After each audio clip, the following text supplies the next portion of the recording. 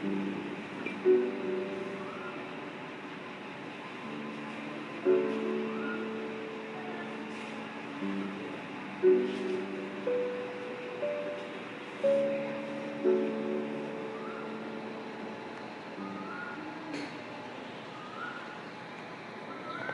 है आपका इस वीडियो में। हम इस वीडियो में पार्ट 4 देखेंगे चैप्टर 10 का कि सार कैसे करें। ओके,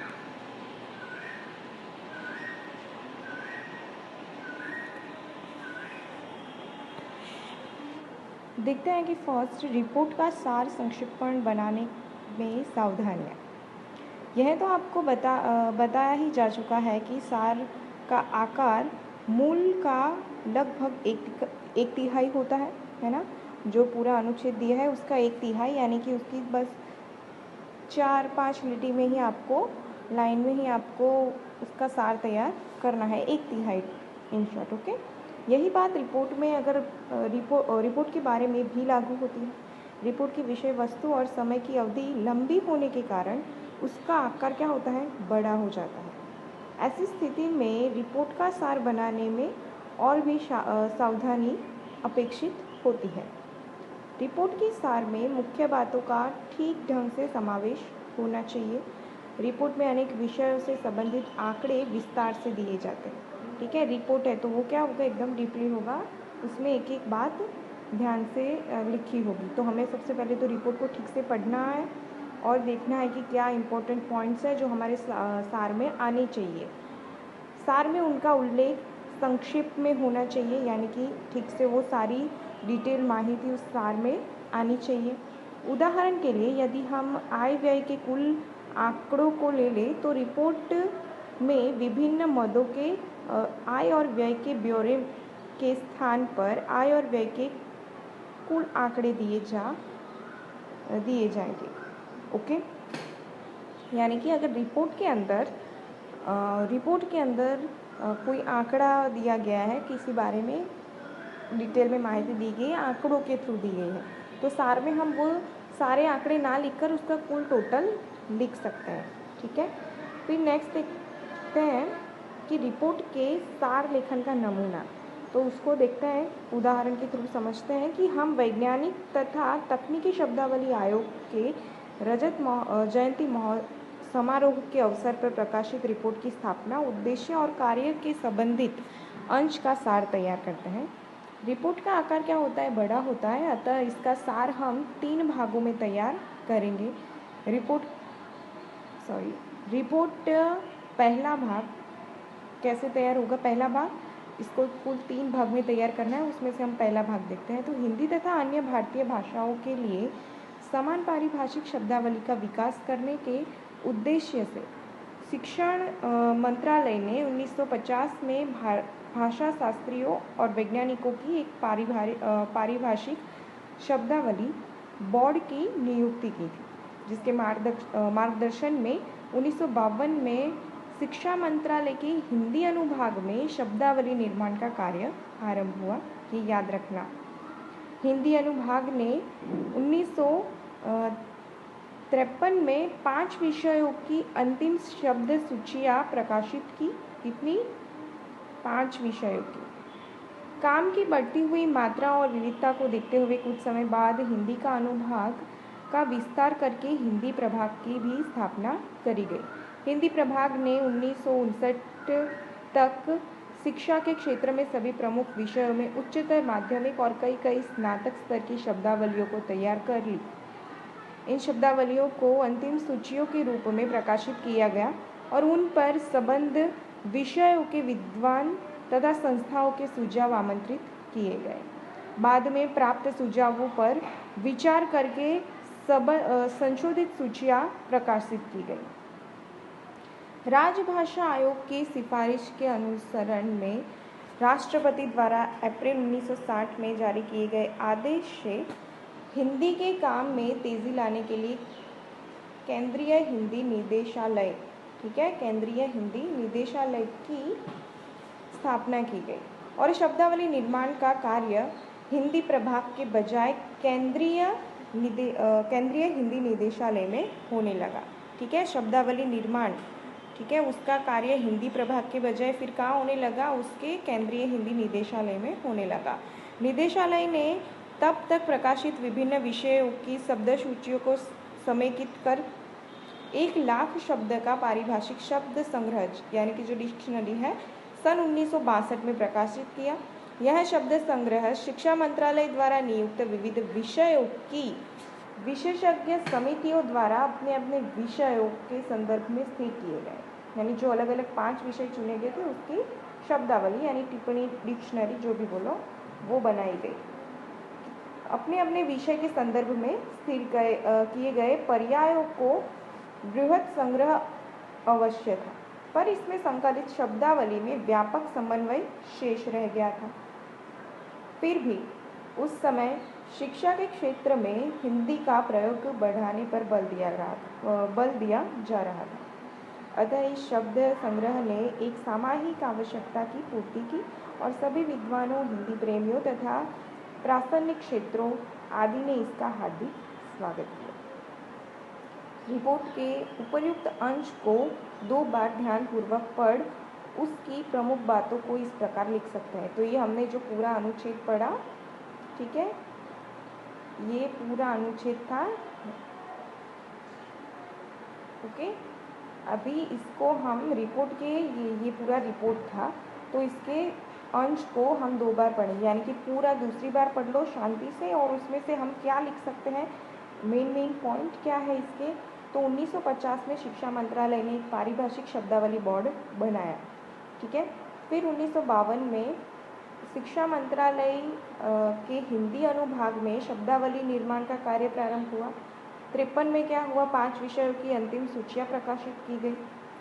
1959 तक सभी विषयों की उच्चतर माध्यमिक स्तर की और कुछ विषयों की स्नातक स्तर की शब्दावली बन गई। ओके, उच्चतर माध्यमिक और स्नातक यानी कि ग्रेजुएशन वाली सबकी शब्दावली तैयार कर ली गई। राजभाषा आयोग की सिफारिश पर 1960 में केंद्रीय हिंदी निदेशालय की स्थापना करी गई। 1962 में के.ही.नी द्वारा यानी कि केंद्रीय हिंदी निदेशालय द्वारा पारिभाषिक शब्द संग्रह का प्रकाशन हुआ। तो ये क्या थे जो हमने अभी अनुच्छेद पढ़ा, उसका मेन पॉइंट उसमें से मेन पॉइंट ये निकल आते हैं। तो इसके पश्चात ऊपर लिखी मुख्य बातों को सरल, सुबोध तथा स्पष्ट भाषा में क्रमबद्ध रूप से लिखकर नीचे लिखा सार तैयार किया जा सकता है। तो अभी ये जो पूरा रिपोर्ट हमने पढ़ा उसके ऊपर से सार कैसे तैयार होगा कि हिंदी तथा दूसरी भारतीय भाषाओं के लिए एक सी पारिभाषिक शब्दावली बनाने के लिए शिक्षा मंत्रालय ने 1950 में विद्वानों का एक पारिभाषिक शब्दावली बोर्ड बनाया। बोर्ड की देखरेख में 1952 में शिक्षा मंत्रालय के हिंदी अनुभाग ने शब्दावली बनाने का काम शुरू किया और 1953 में 5 विषयों की अंतिम शब्द सूचियाँ प्रकाशित की गई। काम बढ़ जाने से हिंदी अनुभाग को प्रभाग बना दिया गया और इसने 1959 तक सभी विषयों की उच्चतर माध्यमिक स्तर की और कुछ विषयों की स्नातक स्तर की भी शब्दावली तैयार कर ली यानी कि बना ली। राजभाषा आयोग की सिफारिश पर राष्ट्रपति ने आदेश किया कि अप्रैल 1960 में केंद्रीय हिंदी निदेशालय की स्थापना की गई। निदेशालय ने विभिन्न विषयों पर शब्द सूचियों को समेकित करके 1962 में लगभग 1,00,000 शब्दों का एक पारिभाषिक शब्द संग्रह तैयार किया। ठीक है, तो ये जो हमने अनुच्छेद पढ़ा उसके ऊपर से ये इतना सार तैयार हो सकता है। ठीक है, तो हमने रिपोर्ट के पहले अंश को तैयार कर लिया। अब आइए रिपोर्ट में आगे अंश को देखें। तो ठीक है, ये रिपोर्ट कितने हैं, 3 भाग में होते हैं। तो हमने पहला अंश देखा और उसका सार तैयार करा। ओके, अभी दूसरा भाग देखते हैं कि उसमें अनुच्छेद देखते हैं कि इस बीच राष्ट्रपति के आदेश से 1961 में वैज्ञानिकी एवं तकनीकी शब्दावली आयोग की स्थापना हुई।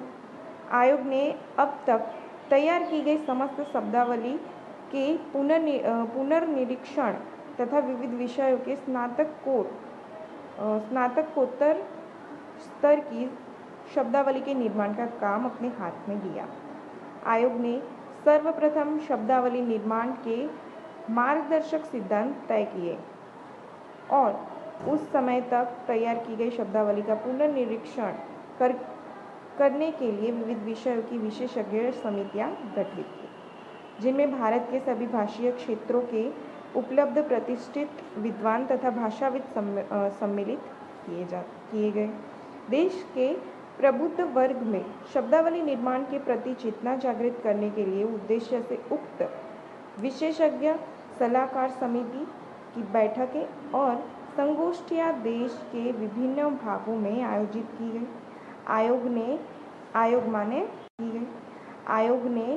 आयोग माने निदेशालय ने पारिभाषिक शब्दावली के भाषा वैज्ञानिक पक्ष पर विचार करने के लिए अलग से एक संगोष्ठी आयोजित की, जिसमें देश के सभी भाषीय क्षेत्रों के प्रमुख भाषाविदों ने भाग लिया और उन्होंने सभी भारतीय भाषाओं के लिए यथासंभव समान शब्दावली का निर्माण करके उपस्थित होने वाली रूपात्मक, द्वयात्मक और अर्थ संबंधित समस्या पर विचार करके अपनी सिफारिशें प्रस्तुत करी।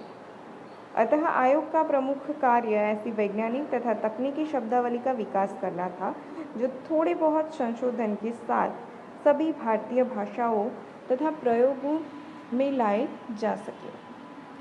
इसे पूरा करने के लिए आयोग को देश में उपलब्ध शब्दावली का संग्रह करने और उनमें समन्वय स्थापित करने तथा शब्दावली निर्माण के सिद्धांत निश्चित करने और अनुमोदित शब्द सूचियां प्रकाशित करने का दायित्व सौंपा गया।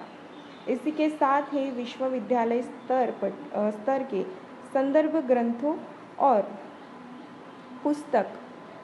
पुस्तकों की रचना एवं प्रकाशन का महत्वपूर्ण काम शब्दावली आयोग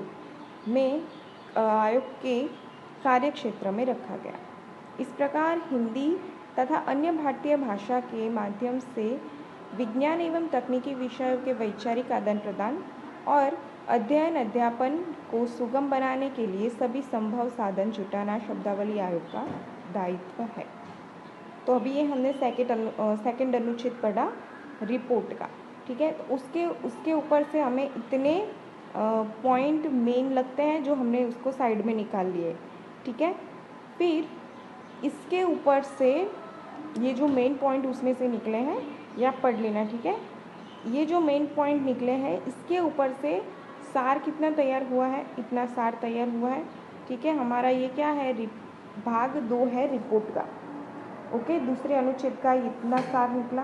उसके बाद सार जो है वो रिपोर्ट का 1/3 तैयार हो जाता है। उसमें से पहले हमने क्या किया, जो पूरा जो